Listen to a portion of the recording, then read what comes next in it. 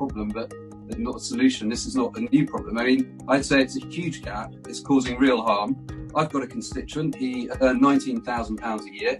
He gambled that much every year. He was basically putting his paycheck into an online account 1 minute after it arrived after midnight.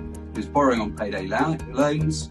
The company involved, Skybet, has a duty. It must identify customers who may be at risk of experiencing harms. It must interact with those customers. Who is responsible for enforcing the social responsibility code obligations for my constituent and other individuals? Mr. McCall. So the responsibility for enforcing the social responsibility code requirement sits with the Gambling Commission. And who is responsible for getting redress for my constituent or an individual who has not been treated according to the social responsibility code obligations? Well, therein lies the rub, because the Gambling Commission is not set up, is not established to produce individual redress for individual consumers. So we will want to understand how that's going to happen, and if you let me have the details, I'll take it.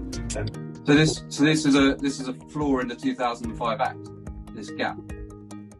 We've identified the gap where we can see that we get information from consumers which we use. We can see that alternative dispute resolution fixes the contract aspects, but I can see that there is a gap. Ms. Healy, can I get your perspective, please, on what is a very large gap that is causing harm? There's a clear evidence base. There's a gap here because individuals have no recourse under the social responsibility obligations being unmet. So indeed, the Gambling Commission's focus is on enforcing that code against operators rather than gaining redress for individuals. And so in this instance, it's really kind of not, it's to do with the overall framework, which is the reason that the Gambling Commission isn't doing this, rather than anything that they are not doing, which they could otherwise do. Clearly, there are ombudsman and other customer complaint bodies which exist in other parts of industry, and they are structured differently depending on kind of the different decisions that different bodies have made. Either they're a number of bodies appointed by a regulator, or they're a specific body established in statute. And as part of the review of the Gambling Act, I'm sure that ministers will want to look at this issue because it has obviously been raised on a number of occasions, including by the NEA report. Mr. Wild.